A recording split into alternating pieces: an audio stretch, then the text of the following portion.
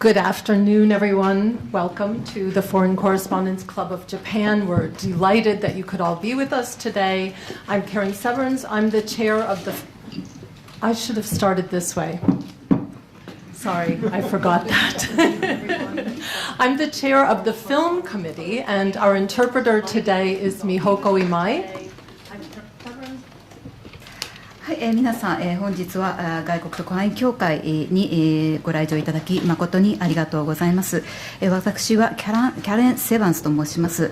こちら FCCJ のフィルムコミュニティの委員長を務めております。通訳は今井美穂子が務めてまいります。And we are really thrilled today to, of course, welcome with us director Ryusuke Hamaguchi and actor Hitoshi Omika. They've just returned from Venice. はい、で今回は、濱口竜介監督、そして、本作の主演を務めていらっしゃいます、大美賀均さんをお招きしております。ベネツィアから、帰られたところで、帰国されたところであります。And as you're all aware, over the weekend, Mr. Hamaguchi received the Silver Lion Grand Jury Prize for his new film Evil Does Not Exist at the 80th Venice International Film Festival. The film is a quietly powerful eco-fable that highlights the encroachment of capitalism in a rural area not far from Tokyo. はい、これは皆さんすでにお聞き及びのことと思いますけれども、本作悪は存在しない、は第80回、ベネチア国際映画祭にて、銀獅子賞審査員大賞を受賞しました。本作は東京からほど近い、とある地方にて資本主義がコミュニティを侵食していく様を描く静寂ながらも力強い偶話であります。And with this latest award, Mr. Hamaguchi became the first Japanese filmmaker since the legendary Akira Kurosawa to win prizes at the world's top 3 film festivals in Venice, Berlin, and Cannes, as well as an Oscar at the Academy Awards in the United States. Even more amazingly, Mr. Hamaguchi took only 3 years to achieve this feat, whereas it took 30for Mr. Kurosawa.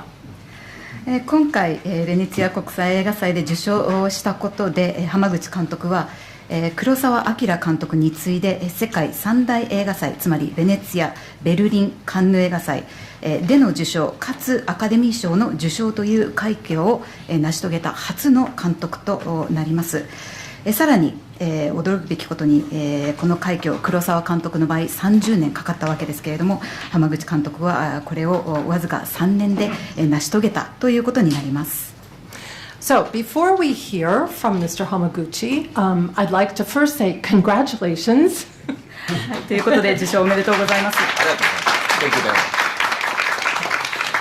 And introduce the producer of the film, Satoshi Takata.And he's going to bring with him something very special. はい、そして今回、会場の方にプロデューサーの高田聡さん、いらしていますけれども、ちょっと一瞬ご登壇いただきましょう。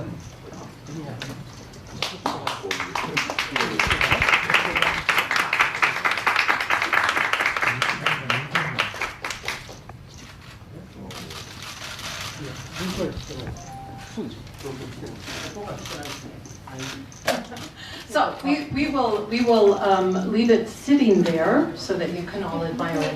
Now let me ask Mr. Hamaguchi to, I believe he has a statement from his collaborator Eiko Ishibashi, and first we'll begin with that statement from him, and then he'll comment on the award.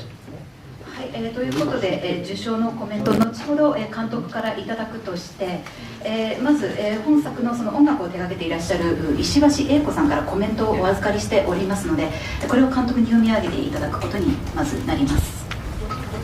はい、トラック。Yes.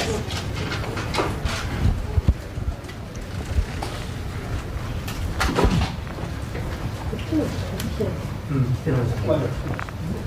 てたんですね。ケーブル。そっちにも来てないですか。ケーブルじゃないよね。両方来てる。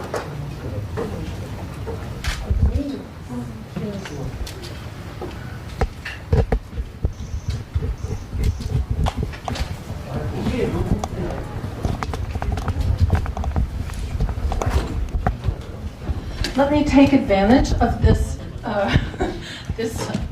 delay and ask that even if you have seen the film, let's avoid spoilers today. Okay? はい、ちょっと音声の、調整をさせていただいている間に、一言、注意申し上げさせてください。本作もしかしたらすでにご覧になっている方いらっしゃるかもしれませんが、作品の内容に触れるような作品の展開内容が分かってしまうような、質問はお控えいただきますようよろしくお願いいたします。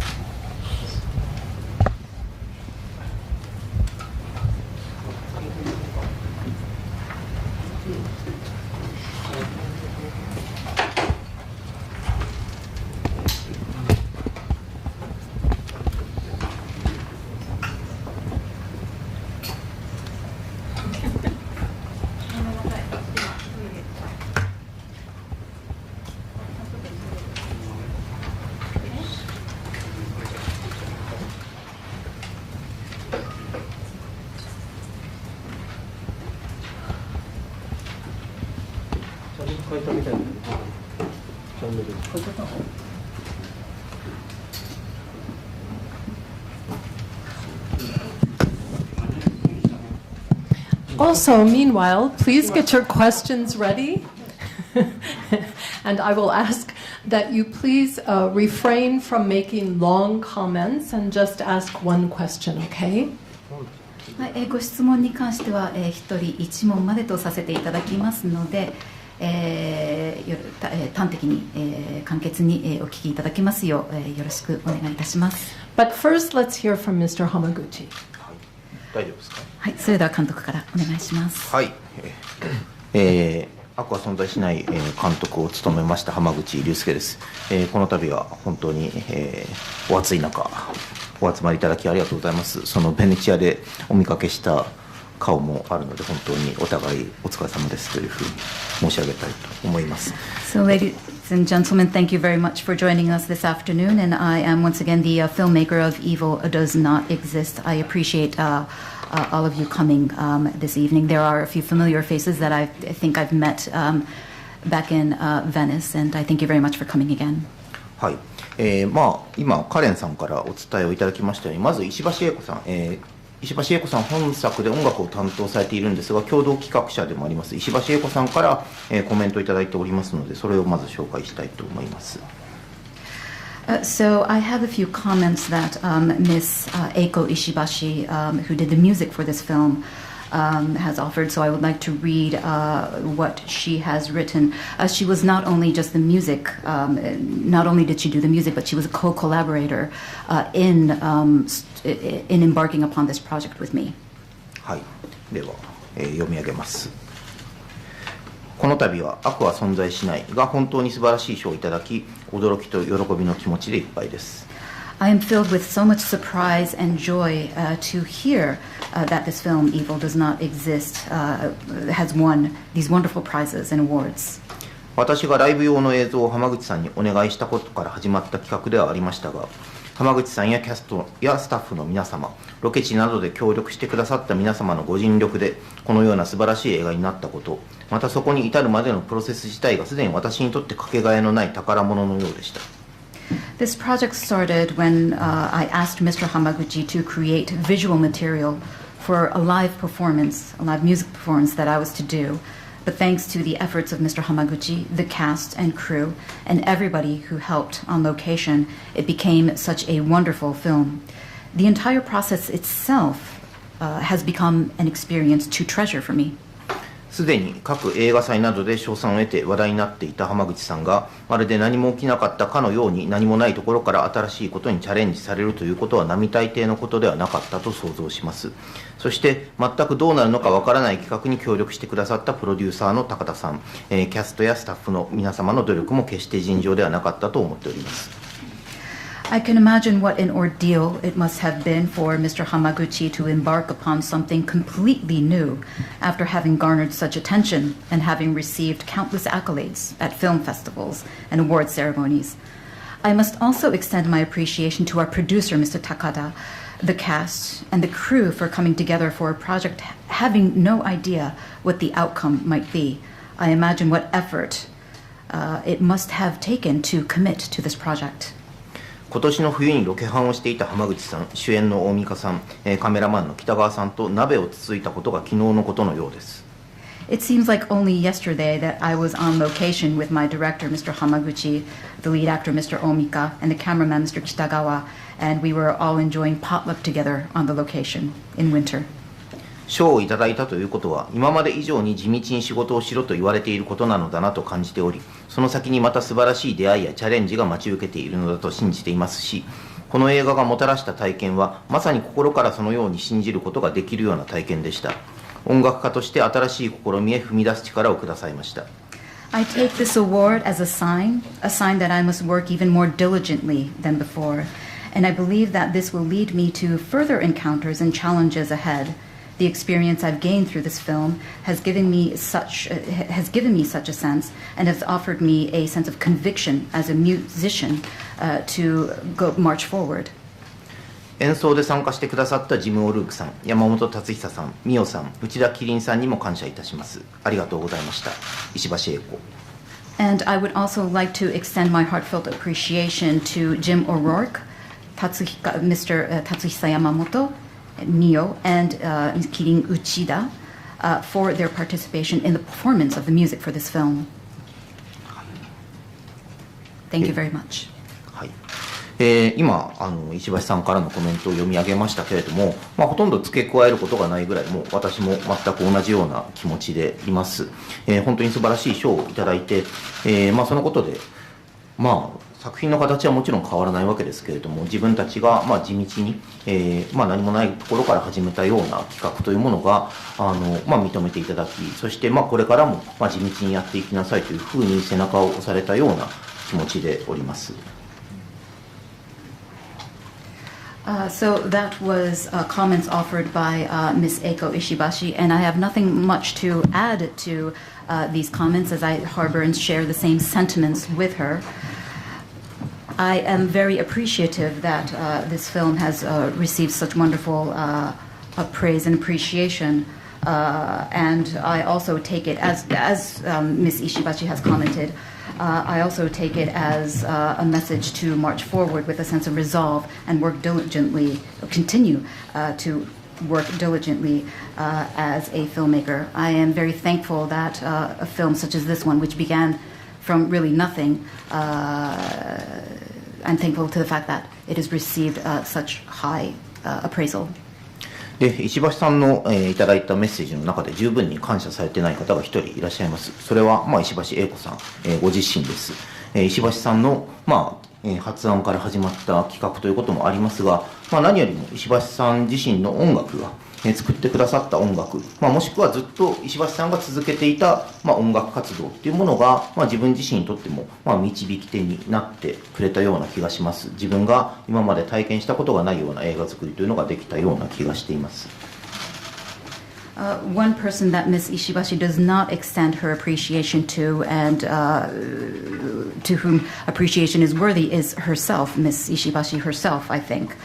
This project really started from an idea that she had, and it was, I found her music that she created for this film, and also the career that she had paved as a musician throughout all these years.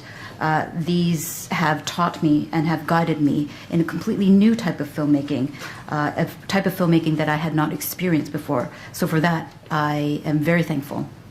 でその不確かな、旅のようなものに付き合ってくれた方たちにも、感謝をやはりここで申し上げたいと思います。特にここにいらっしゃる、大美香さん主演でもありますけれども、最初はスタッフとして、参加をしていただく予定でしたが、主演となりまして、見事に役目を果たしてくれました。他のキャストの皆様、そして、カメラマンですと北川義雄さんは、一番最初から付き合ってくださいましたし、他の、スタッフの方たちも本当に献身的に、仕事をしてくださいました。この場で改めてお礼申し上げたいと思います。I would also like to extend my appreciation to all the cast and crew who had joined me on this journey without, again, knowing much about what the outcome would really be like. I would also like to extend my appreciation to my fellow collaborator here, Mr. Omika, who was originally joined the project as a member of the crew, but we ultimately decided to have him, or to cast him as the star of the film. I'm thankful to him as well as the other cast members, and especially my cameraman, Mr. Yoshio Kitagawa, and all of the other cast and crew who have really put their heart and soul into this film and have contributed a lot. そして、石橋さんのコメントにもありましたが、実際に撮影をした、地域で、協力をしてくださった皆様、取材に協力してくださった方々、ボランティアとして参加してくださった方々、キストラスとして参加してくださった方々にも、お礼を申し上げます。本当にありがとうございました。皆さんのご協力なくしては、完成しない作品でしたし、このような評価もなかったと思います。I must also extend my appreciation to all of the residents of the local community where we shot the film for their collaboration in our research and in the shoot, and the many volunteers who also contributed to the film in the local region. Without their help, without their contribution, I don't think I would have been able to complete this film, and without their help, we would not have received the praise that we have received. 最後に、この映画を見つけて、このように評価をしてくださったベネチア国際映画祭と、審査員の方々にも、お礼を申し上げます。本当にありがとうございました。And I would also finally like to extend my appreciation to the jury members of the Venice International Film Festival for providing us with this award. Thank you very much. Now we'd like to hear from Mr. Omika about his experience being a crew member and suddenly becoming the star of an award-winning film. はい、それでは大美香さんにお伺いします。先ほど監督もおっしゃられていましたが、当初はスタッフとして参加する予定が、急に主演ということになったわけですけれども、これについてお話しいただけますでしょうか。はい、そうですね、最初は一緒にシナハンしていく時に僕はドライバーで参加していたんですけれども、その流れというか、で、自分が出るということになって、で出る側の経験はほとんどなかったんですけれども、それが可能になったのは、参加してくれたスタッフの皆さんとか、一緒にカメラの前にいたキャストの方と、現地ですごく協力してくれた皆さんの作り上げた環境が、初めてでもできた要因というか、その方たちが作った環境によって、できたことだと思っております。この場を借りて感謝したいと思います。ありがとうございました。So as my director had just mentioned, I was originally part of this project as a crew member. I was one of the drivers, or a driver, as we were location hunting for places to shoot the film. But it just so happened that they decided that I was going to be the lead, or the protagonist of the film. I have not had that much experience appearing in front of the camera, but I think this was made possible because of the wonderful environment that all of the staff, or all of the cast and the crew created for all of us on set or on location. Without their help, I don't think this would have been possible. So I would like to take this opportunity to extend my heartfelt appreciation to them. それと、そうですね。これはこの現場にも参加していた録音で参加していた松野泉さんがクランクアップした時に言っていたんですけど、この現場は稀にあるご褒美みたいな現場だったって言っていて、本当に僕もそう思ったし、準備撮影とすごく楽しかったです。ありがとうございます。And also our sound recorder,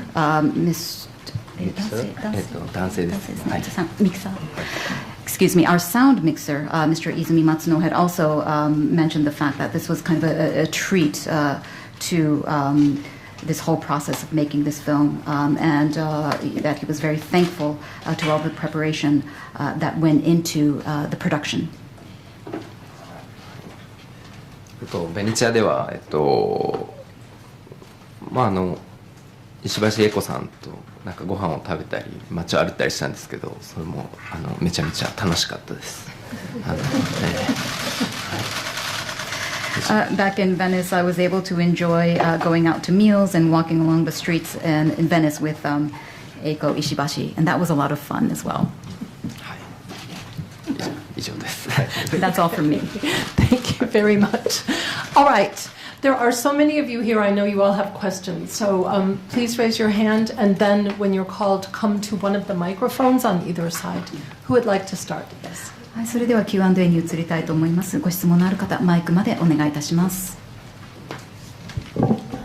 ベネチアでのプライスおめでとうございます。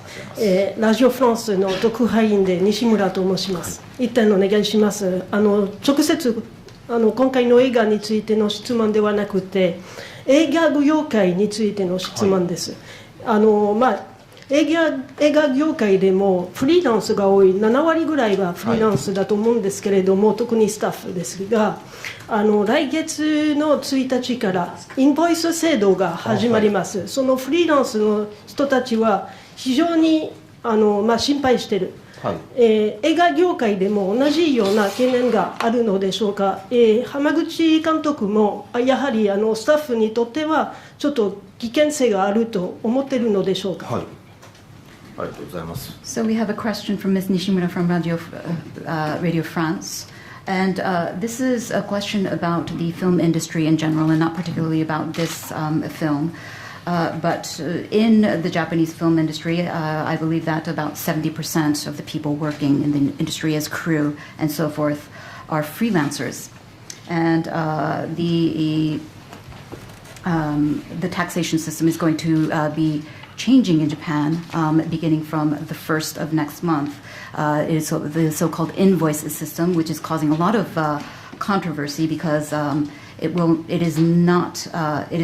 is detrimental to these freelancers and small business owners. And I'm wondering if our director also has the same qualms or the same worries. What does he think about this? はい、ご質問ありがとうございます。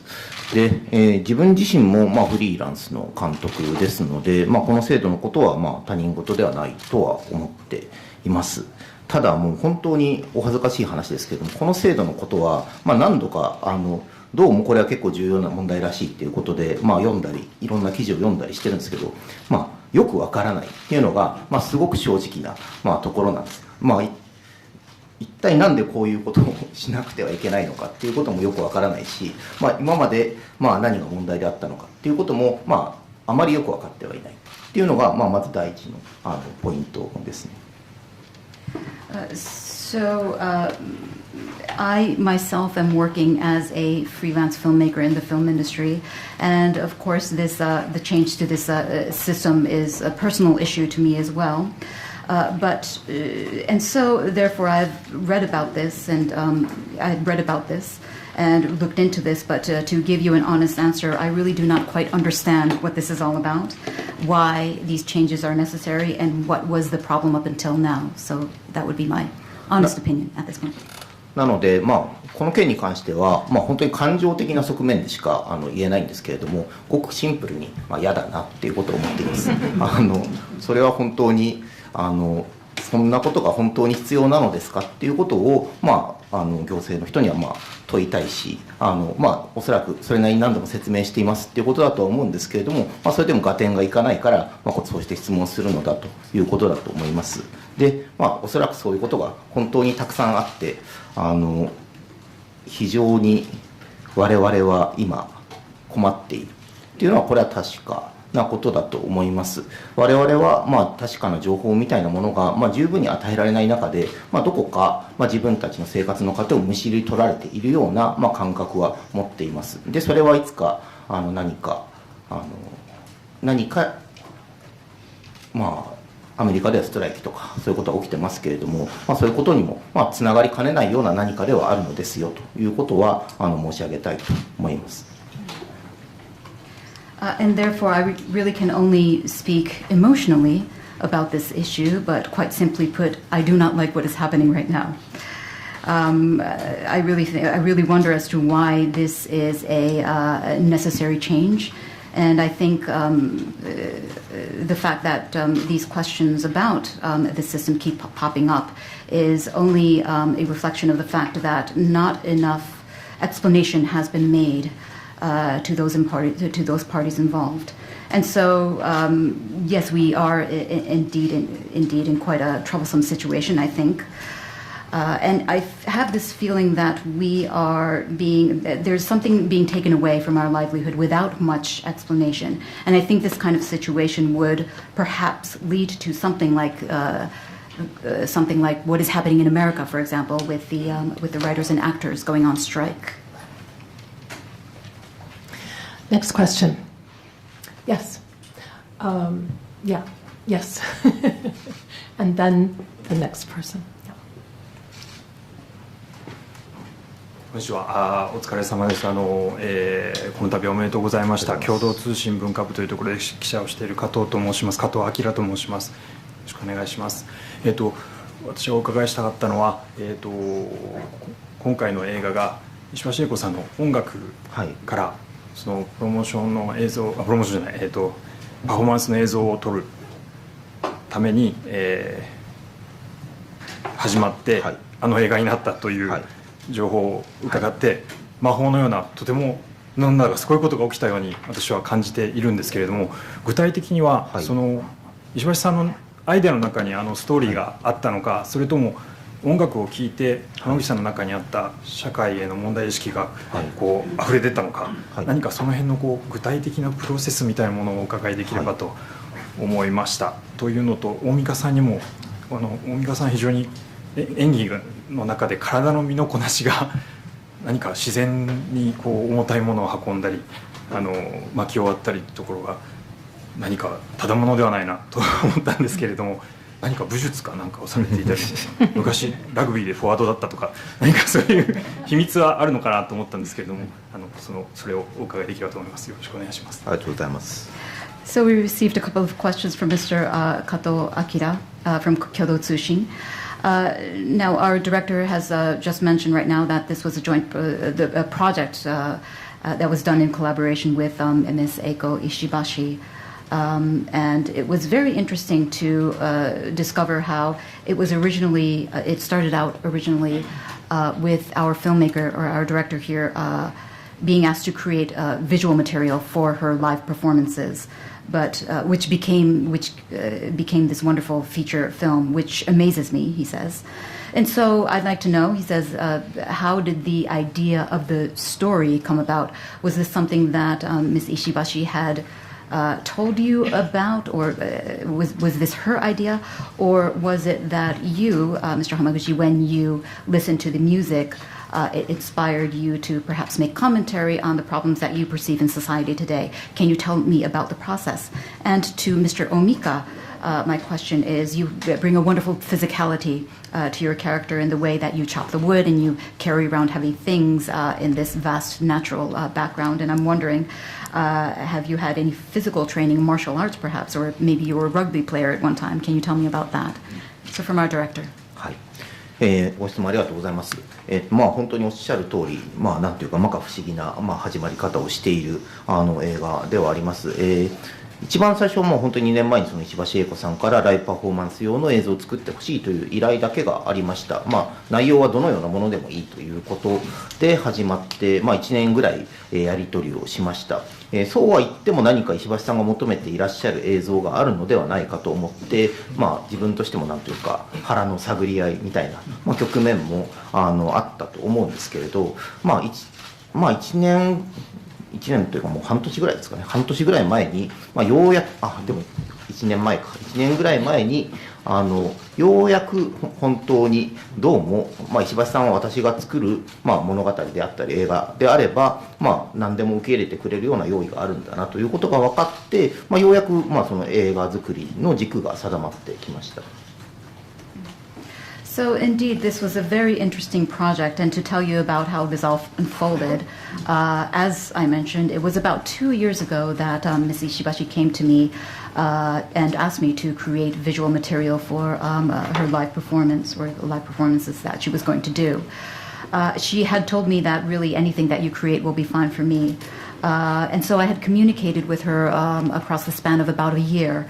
But I was always wondering, what was it exactly that she was asking of me? There must be something, I thought. So I was trying to fish for the answer to that. And then it was about, I think, 1 year ago that I finally understood that really she was okay to let me do whatever I wanted to do. And therefore I decided to create a feature narrative out of this.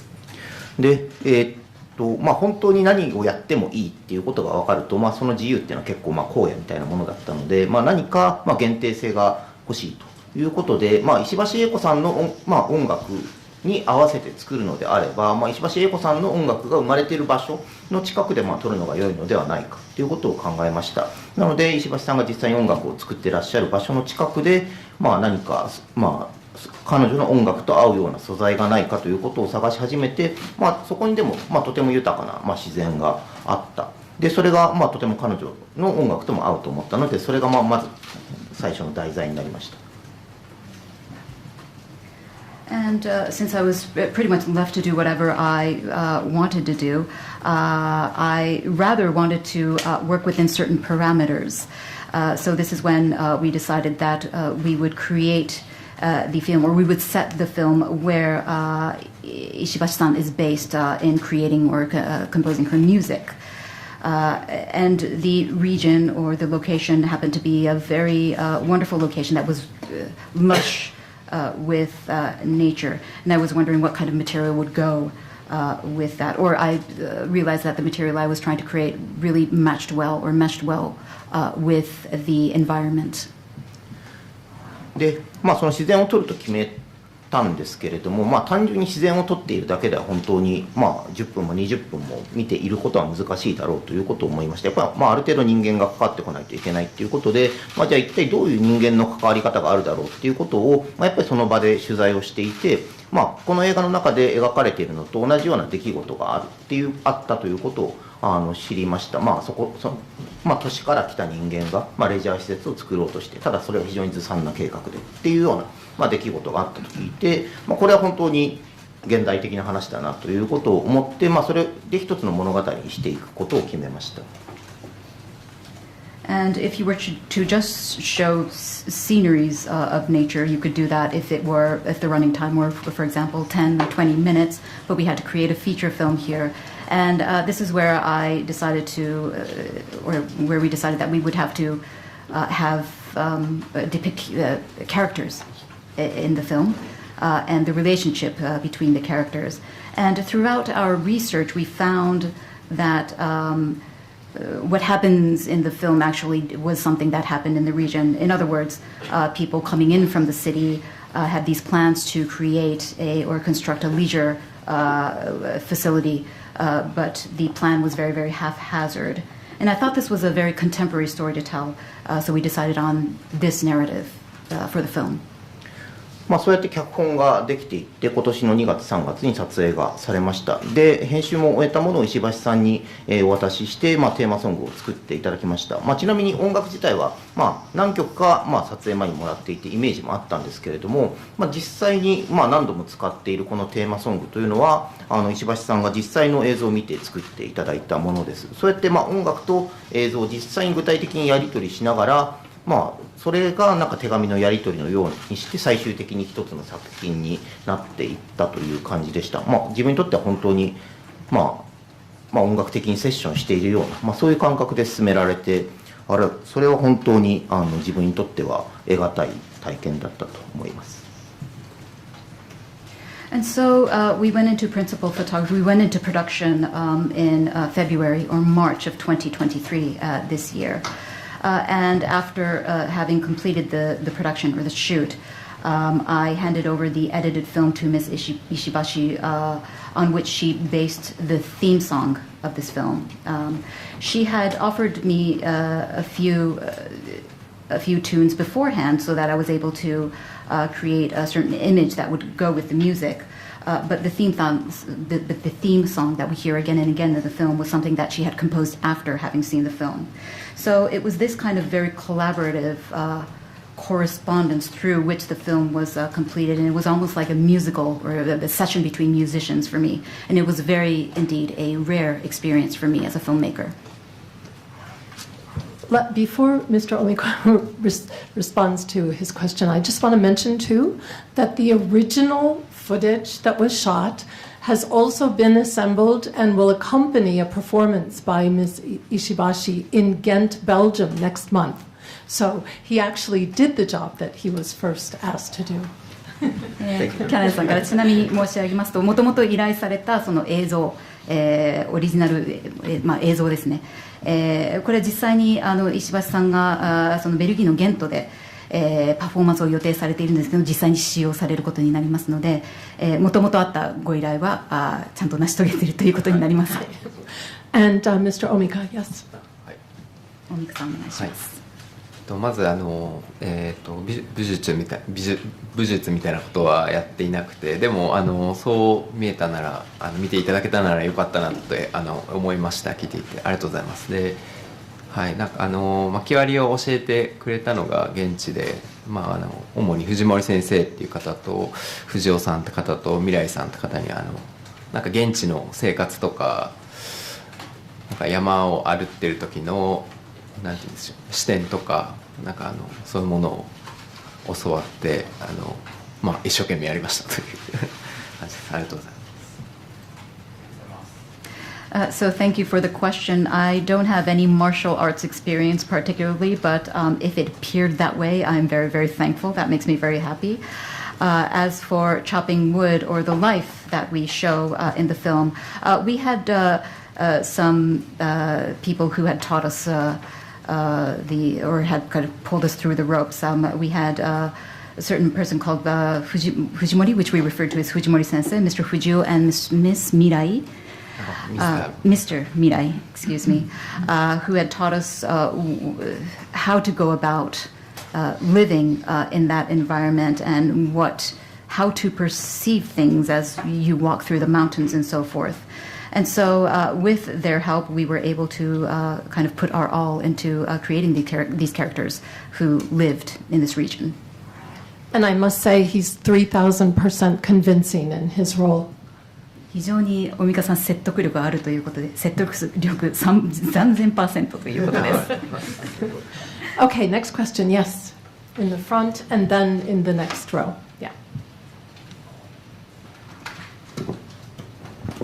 日刊ソース村上です。おめでとうございました。ありがとうございます。冒頭の司会の方のご説明にもあったんですけど、やっぱりこの4つのタイトルを取ったのが3年、実際2年半だと思うんですけども、どうしても黒澤さんとの比較というようなことも日本でも海外でもされるような状況かと思います。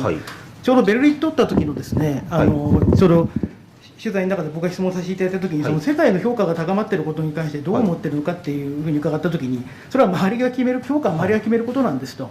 で今回もそのベネチアの会見の時にアジアのものが1本しかなかったことに関しては他のものを見てないから、位置づけが自分らの位置づけはどうかわからないけどもっていうコメントされてましたけども、ここに至ってこれだけの評価を世界から受けてこういうなっていることをご自身で受け止めているのか、でその中でもうドライブ前回の時はちょっと疲れたからしばらくちょっと休みたいとおっしゃってたのが、もうこういう作品できているわけで、もう次に進めたり次の作りたい作品、今回は自然とね、そういう癒しがの映画作りたかったものは作れたとおっしゃいましたが、今度作りたいテーマみたいなのあるのか教えてください。So this is a question from Mr. Murakami from Nikkan Sports. And as Karen, our MC, has mentioned just now, it was indeed all of these awards at these 3 major film festivals plus the Academy Award. It was indeed quite something, because it took, again, Mr. Kurosawa 30 years and Mr. Hamaguchi, I believe it only took actually 2.5 years to attain this feat. Now, when I asked you a question at the Berlin Film Festival about your gradually garnering attention in the international scene. You mentioned something to the effect of, well, this is something that I cannot really help. I just have to leave how people perceive my work to everyone else. This time around, how do you perceive your being awarded this award? Because there was only one Asian film in the competition, and you, I believe, had mentioned that it's really hard to ascertain as to what position we are in. But once again, Mr. Hamaguchi, how do you perceive having won this award and the accolades? And also, I believe you mentioned that you wanted to take a break for a short while, but again, here you are, immediately embarking upon your next embarking upon the film that we're about to see, this one right now. Evil Does Not Exist, and this time around you are depicting nature, and we're wondering what other themes do you have in mind that you might want to embark upon in the future? Do you want to go right ahead and create your next film? So tell us about your plans. はい、ありがとうございます。2つ目の質問の方が、答えるのが、シンプルなので、先にお答えしますと、ドライブ・マイ・カーの後、それなりに疲れていて、休みたいと思っていたのは本当ですし、実際半年ぐらいは何もしないで休んでいたと。で、一方で、このプロジェクトを進めたのは、これ自体が一つ、休むこととそんなに自分の中では違わないというか、なんか回復するプロセスだっていうことですね。自分の中では、何か映画を作りながら、単にアウトプットをするだけではなくて、インプットをするような、そういう映画制作が、必要だったと思ってるんですけど、この悪は存在しないは、結果的にそういう、作業だったということです。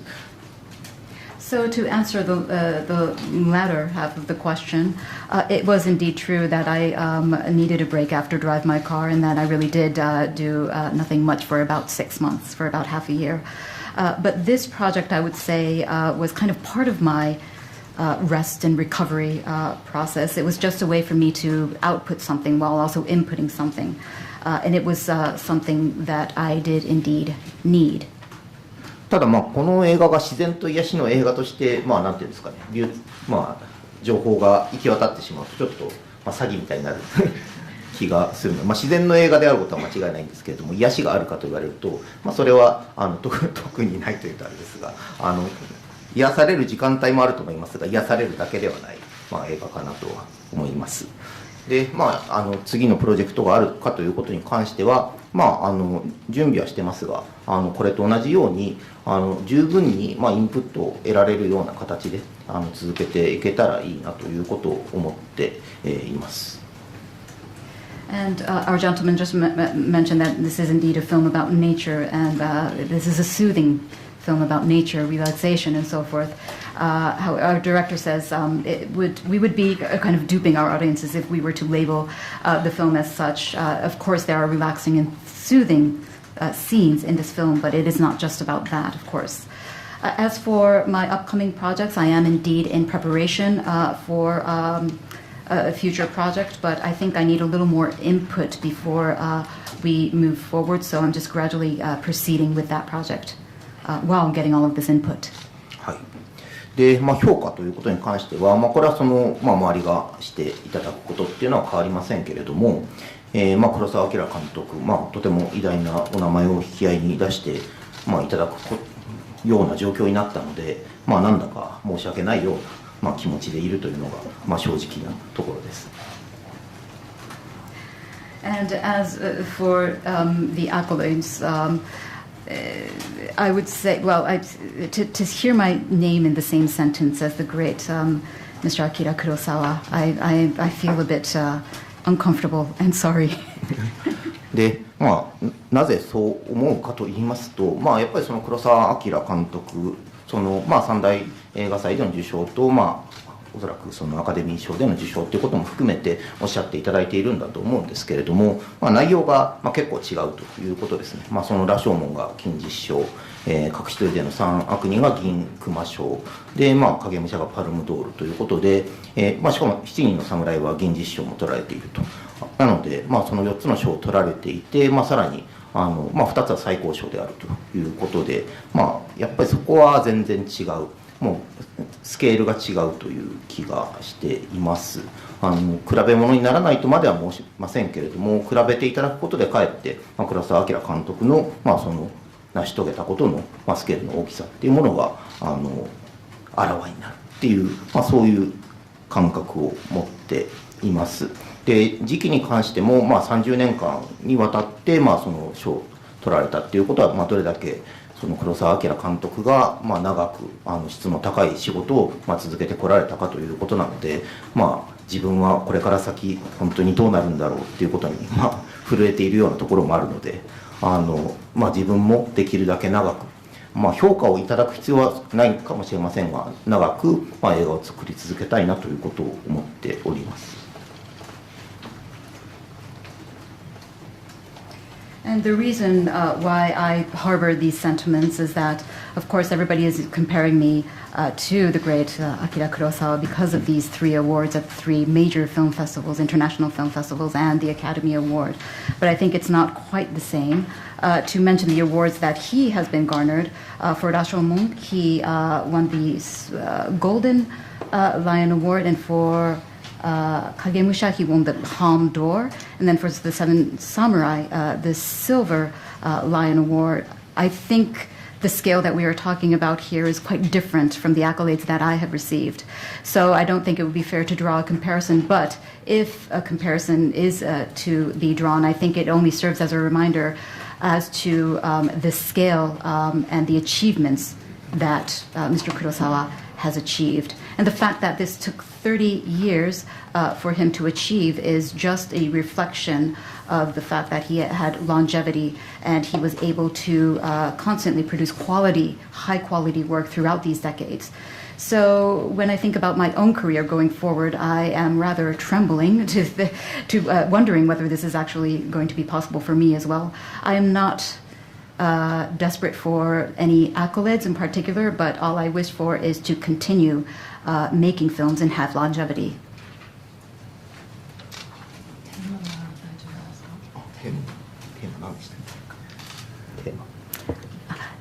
Okay, let's go on. Yes, next question. Yes. And then Koga-san, you'll be the last one.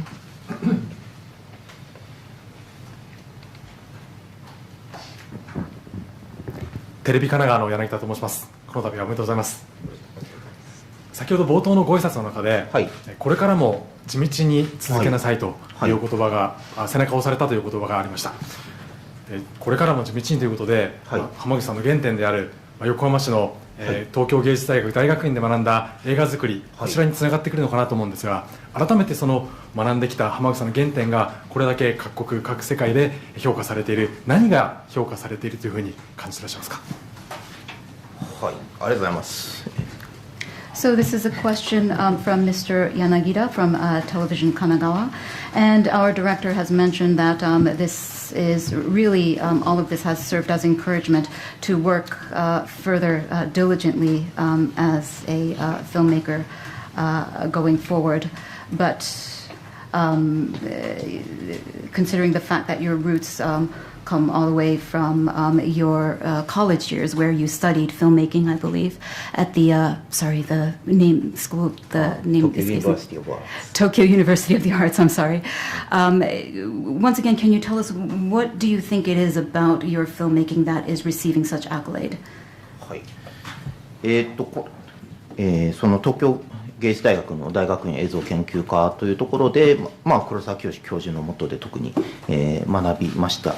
でこのことはおそらくその先ほどの質問とも多少関連するとは思うんですけれども、我々の世代というのは日本映画の黄金時代、その撮影所の時代から遠く隔たったところにいるわけですね。その黒澤明監督であったり、小津監督、溝口監督、成瀬監督らがいた、その時代とははるかに隔たったところにいて、で東京芸術大学の大学院映像研究科というのはこの設立に携わった堀越健三さんがおっしゃっていたのは、小さな撮影所を作るんだと、もう一度その小さな撮影所を作り直すような気持ちで、立ち上げられた教育機関です。そこには監督だけではなくて脚本プロデュース、撮影編集、美術録音とあります。で、今回も特にその撮影の北川義雄さんとか、編集の山崎梓さんは、そちらの出身でもあって自分と一緒に勉強していたとか一緒に実作をしていた仲だったので、そういう点ではその堀越さんや黒澤さんが、黒澤清監督が教えてこられたことやろうとされたことは、多少実を結んでいるところはあると思います。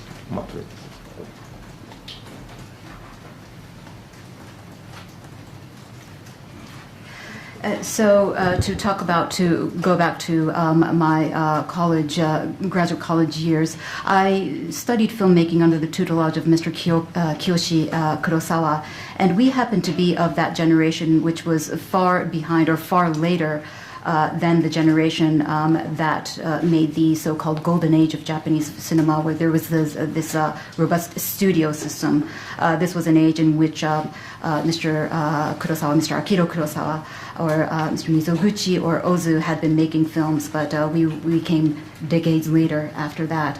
But what our university was trying to aim at was to create a small studio system so that we could study all of the elements of filmmaking, that being script writing, that being photography or shooting, or set decoration or set production design, or sound mixing and so forth. And I was able to do exactly that with my fellow members who also participated in the film. To give you a few names, Mr. Yoshio Kitagawa and Ms. Azusa Yamazaki. Ms. Azusa Yamazaki.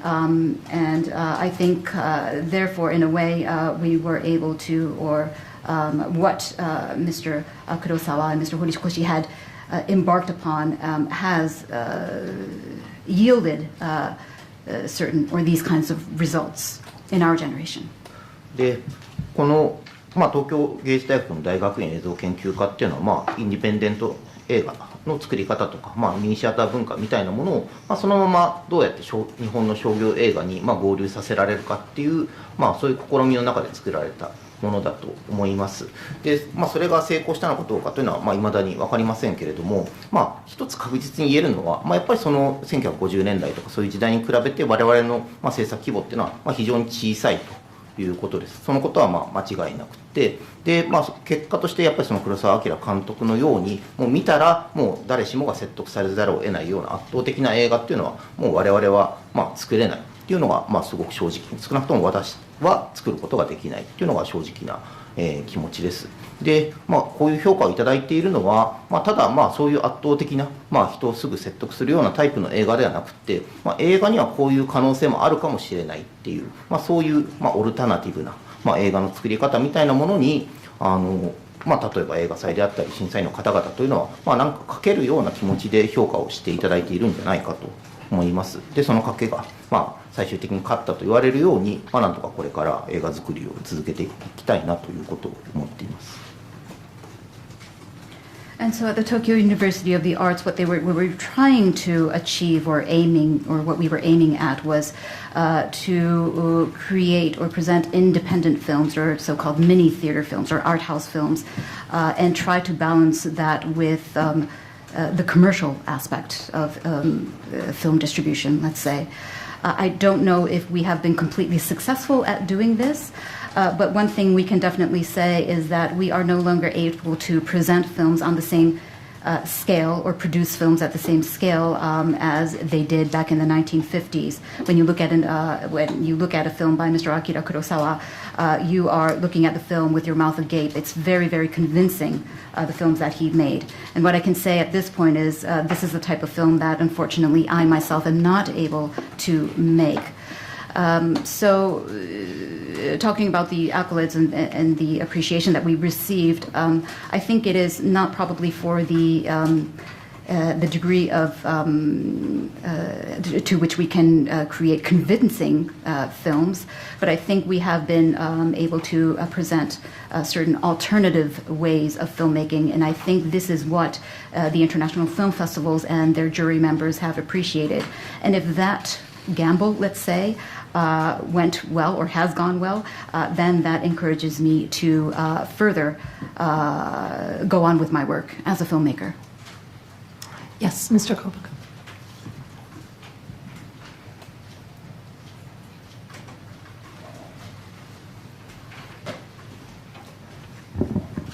日本経済新聞の古賀です。おめでとうございます。この作品も石橋英子さんとの、出会いからできた映画です。で、濱口さんの映画作りの特徴の一つにそういう、出会った才能とのその親密な共同作業から、スタートする映画、偶然と想像もそうですし、ハッピーアワーもそうだと思います。そういう映画作りがありますが、これが今後要するに海外に広がっていく可能性はあるんでしょうか。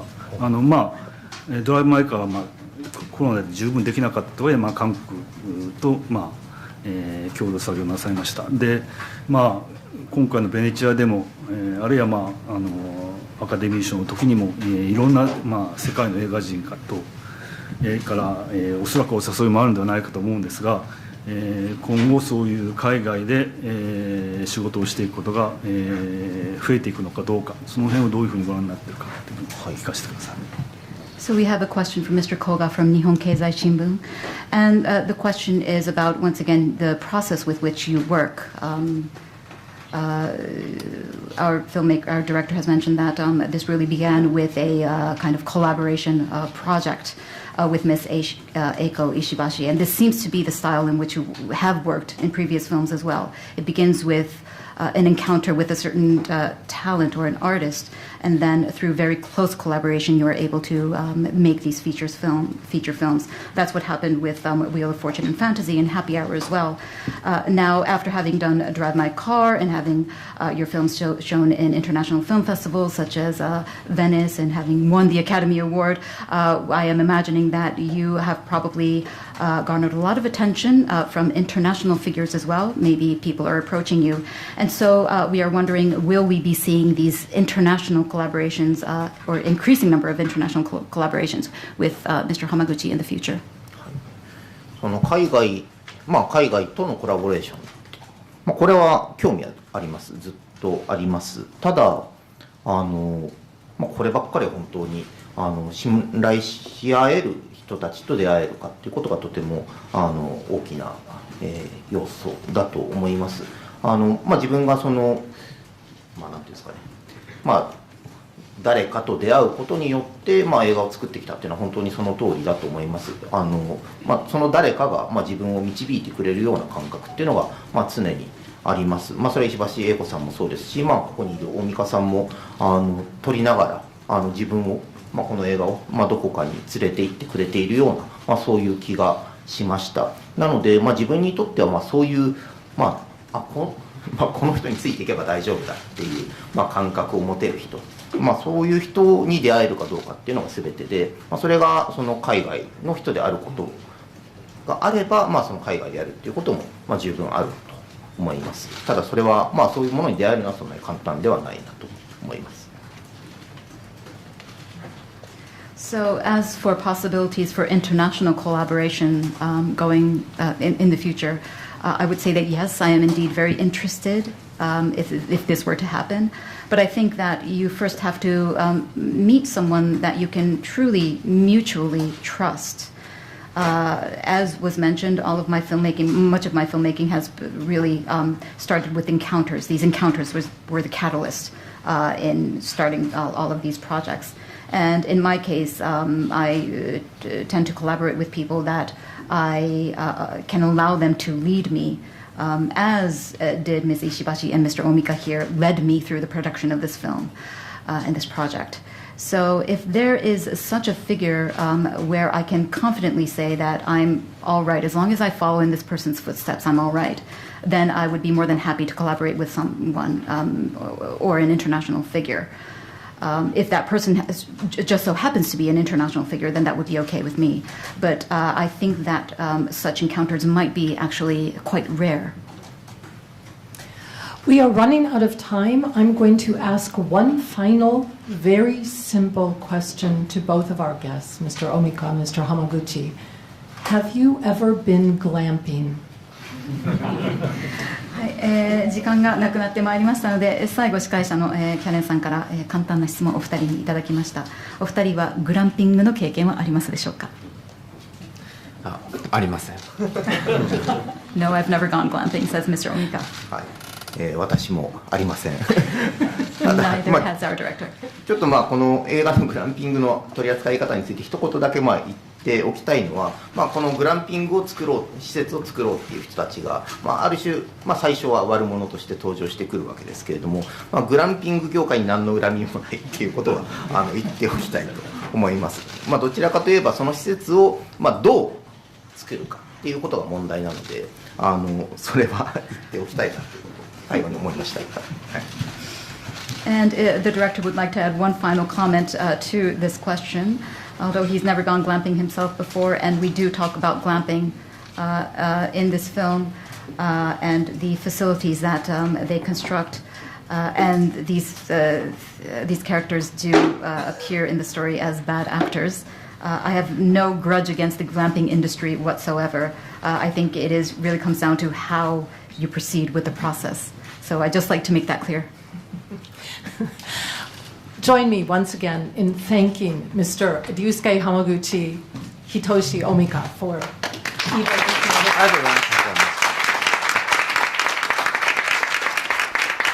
The film will be opening next year, probably at Golden Week time in Japan. And of course, it's continuing onward. The next stop is New York City, where it's going to be at the New York Film Festival. So all of those who are watching from overseas, you'll have a chance to see it soon, I'm sure.